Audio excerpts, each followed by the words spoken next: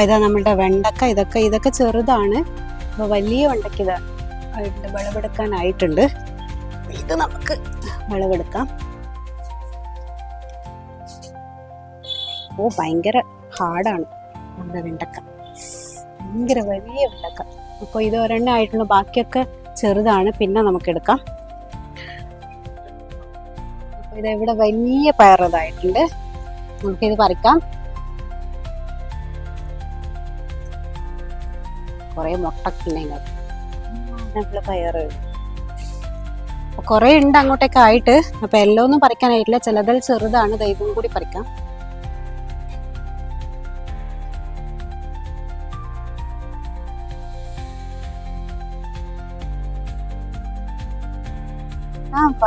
വെള്ളരിക്കയാണ്. വെള്ളരിക്ക ചെറുതായിട്ട് ഒരെണ്ണമായി വരുന്നുണ്ട്, കുറച്ചും കൂടി വലിപ്പാവണം.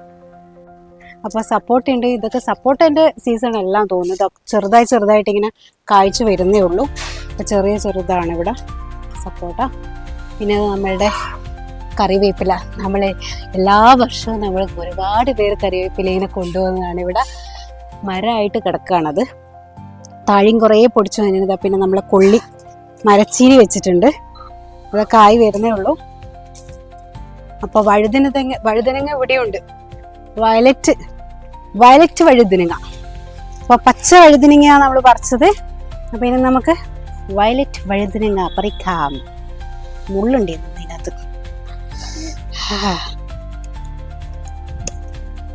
വയലറ്റ് വഴുതനങ്ങ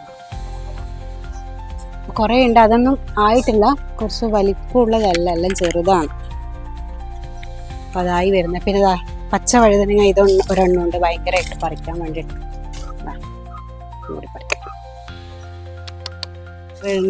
ഇപ്പം നമ്മളിത് കാന്താരി മുളക് കുറേയൊക്കെ പറിച്ച് നമ്മളിത് കുറച്ച് 2-3 കിടക്കുന്നുണ്ട്.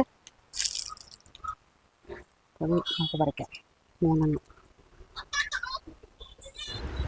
പലതരം മുളകുകളുണ്ട് കേട്ടോ. ഉണ്ടമുളക്, നീളത്തിലുള്ള മുളക്, കുഞ്ഞുമുളക്, നല്ല ഭംഗിയില്ലേ, കുറ്റി പോലെ ഇരിക്കും മുളക് ചെടി. ഇതാ നീളത്തിലുള്ള മുളക് നല്ല വിളവെടുക്കാൻ റെഡി ആയിട്ടിരിപ്പുണ്ട്. അങ്ങനെ പോകുന്നു ഓരോരോ വിശേഷങ്ങൾ. ഒടുവിൽ നമ്മളുടെ ചക്കയിലെത്തിയിരിക്കുന്നു. നമ്മളുടെ ചക്ക വിളഞ്ഞ് കുറേ ചക്കയുണ്ട്. പറമ്പിലെ കൂടുതൽ ഓർഗാനിക് വിശേഷങ്ങൾ അടുത്ത വീഡിയോയിൽ കാണാം. സബ്സ്ക്രൈബ് ചെയ്യാൻ മറക്കരുതേ. Happy gardening.